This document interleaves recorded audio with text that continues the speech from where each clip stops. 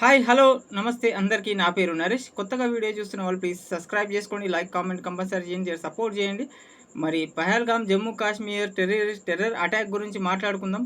మరి terror attack అయితే ఇంత క్రూరంగా ఎట్లా జరిగింది, మరి లోకల్ హస్తం లేనిదే, లోకల్ సహకరించిందే ఇది జరగదని చాలామంది ఇంటెలిజెన్స్ అంటున్నారు, చాలామంది పెద్దలు కూడా అంటున్నారు. లోకల్స్ మరి పాకిస్తానీ హస్తం ఉంది దీంట్లో. మరి ఈసారి పిఓకే మరి ఇప్పటికైనా పిఓకే మనోళ్ళు తీసుకుంటారా, స్వాధీనం చేసుకుంటారా, మరి సర్జికల్ స్ట్రైక్ చేస్తారా, మోడీ నిర్ణయం కోసం వెయిటింగ్. మరి అయితే ఏం జరిగింది, హిందువులే మతం ఆధారంగానే హిందువులపైనే దాడి మతం ఆధారంగానే అటాక్ చేసిర్రు. మతం మతం చూసి మరి వాళ్ళ పేర్లు అడిగి మతం అడిగి దాడి చేసిరంటే ఇంతకంటే క్రూరత్వం దీనికి పదాలు సరిపోవు.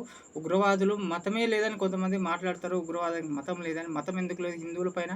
మన పాకిస్తాన్ అయితే హిందువుల పైనే దాడి. పాకిస్తాన్ తీవ్రవాదులను పెంచి పోషిస్తుంది. పిఓకే అని ఉంది కదా మనకి, పాకిస్తాన్ ఆక్యుపైడ్ కాశ్మీర్ అని. అక్కడనే వీళ్ళంతా స్థావరాలు, అక్కడనే వీళ్ళందరూ ఉంటారు. వాళ్ళు మరి ఇప్పుడైతే కూంబింగ్ చేస్తున్నారంటే మన ఆర్మీ, మరి వాళ్ళు అక్కడ దొరకాలి, మరి జల్లెడ పడుతున్నారు. పాకిస్తాన్ ఆక్యుపై మనల్ని ఎందుకు వదిలేస్తున్నారు అసలు? ఇప్పుడే ఆక్యుపై ఇప్పుడు ఈసారైనా దాన్ని స్వాధీనం చేసుకోవాలి. అక్కడనే ఉగ్రవాద స్థావరాలు, ఉగ్రవాదాలు పెంచి పోషించడానికి పాకిస్తాన్ వాళ్ళకి సహయోగం ఇస్తూ ఉంటుంది. మరి పాకిస్తాన్ దగ్గర తిండికి గతి లేదు, వాళ్ళ ఆర్థిక పరిస్థితి అస్సలు బాగుండదు. కానీ బాంబులు, టెర్రరిస్టులను పోషించడానికి వాళ్ళ దగ్గర పైసలు మరి ఏడికెళ్ళి వస్తున్నాయి. ఇలాంటి డెవలప్మెంట్ వాళ్ళ దగ్గర లేదు. ముఖ్య కారణం ఏంటంటే మన ఇండియా డెవలప్మెంట్ ఓర్వలేక ఇది ఒక కారణం. ఇండియాని ఎట్లా ఆర్థికంగా ఇలాంటి టెర్రరిస్ట్ భయం పట్ల మిగతా బయట విదేశాలలో కూడా ఇండియా అంటే టెర్రరిజం అనే దృష్టికి తేవాలని వాళ్ళ ఇది. కాశ్మీర్లో ఇప్పుడు టూరిజం ప్లేస్ భూతల స్వర్గం, అద్భుతమైన ప్రపంచం భూతల స్వర్గం అంటారు. దానికి ఈ భయం గుప్పిట్లో ఉంటుంది ఇప్పుడు కూడా ఈ ఆర్మీ ఎప్పుడు భయం గుప్పిట్లో, ఉగ్రవాదులు ఎప్పుడు అటాక్ చేస్తారని ఇదిగానే ఉంటుంది. అయినప్పటికీ మన 2019 పుల్వామా అటాక్ తర్వాత మళ్ళీ ఇప్పుడు కనీసం కాశ్మీర్ టూరిస్ట్ పైనే వాళ్ళ బతుకులు, అక్కడ ఉన్న లోకల్స్ ఆధారపడి చాలా ఎక్కువ ఉంటారు. టూరిజం పైనే వాళ్ళకి ఇన్కమ్ ఆదాయం ఎక్కువ. అక్కడ మన ఇండియాలో టూరిజం చాలా ఎక్కువ, కాశ్మీర్, హిమాచల్ ప్రదేశ్ అక్కడనే. కానీ ఇప్పుడు మనకి కేవలం హిందువులు, ముస్లిం కాని వాళ్ళని చంపేసారంటే దీనికి కారణాలు ఒకటి, టూరిజం ఆదాయం లేకుండా, ఇండియా బయట పెట్టుబడులు రాకుండా, విదేశాలని భయపెట్టనీకి విదేశీయులు రాకుండా, మరి ఈ విధమైన ఓర్వలేక మనకి అమెరికా, రష్యా, మరి సౌదీ అరేబియా, మరి టర్కీ ఇట్లాంటి కొన్ని ఇస్లాం దేశాలను కూడా మనకి చాలా గౌరవిస్తాయి.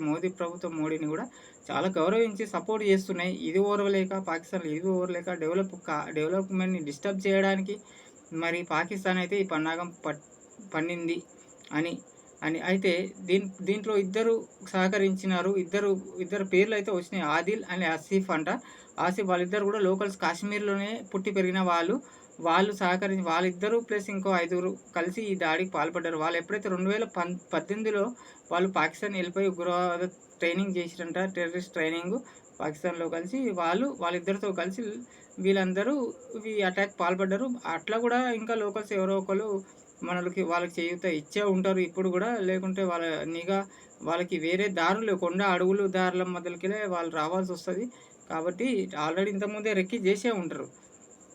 మరి ఇంకో విషయం ఏంటంటే పాకిస్తాన్ చీఫ్ ఎవరో ఆర్మీ చీఫ్ ఉన్నాడు కదా, ఆసిమ్ మునీర్ అని ఒక చీఫ్ ఉన్నాడు. ఇప్పుడు పాకిస్తాన్ మాట్లాడింది కొన్ని రోజుల క్రితం మాట్లాడిన విషయం ఏంటంటే, పాకిస్తాన్ వాళ్ళ జనాభాతోని ఒక స్పీచ్లో అయితే పాకిస్తాన్ గురించి, మరి హిందూ దేశం మనకి వేరు, తేడా జాతులు వేరు, మరి భాష, మన సాంప్రదాయాలు అన్నీ వేరు. మనం కాశ్మీర్ విషయంలో కాశ్మీర్ మనదే, ఇప్పటికీ 3 యుద్ధాలు జరిగినాయి, ఇంకో 10 అయినా చేస్తామని మాట్లాడుతుండు ఆసిఫ్ మునీర్ అనేటోడు.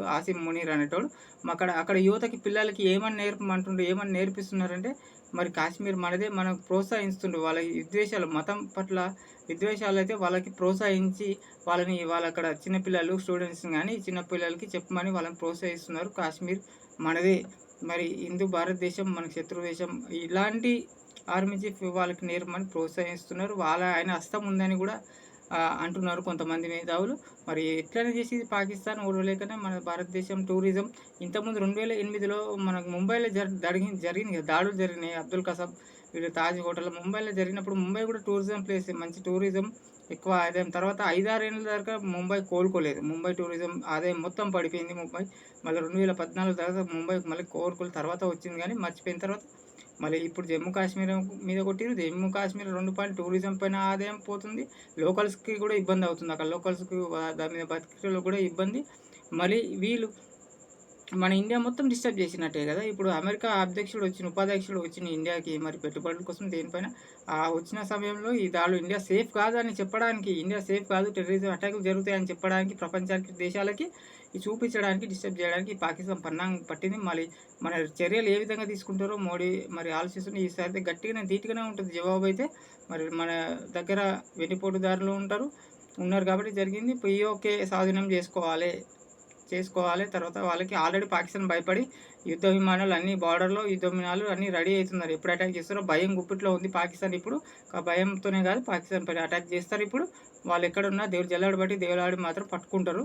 కొన్ని రోజులే 4, 5 రోజుల్లో పట్టేసుకుంటారు వాళ్ళని కంపల్సరీ.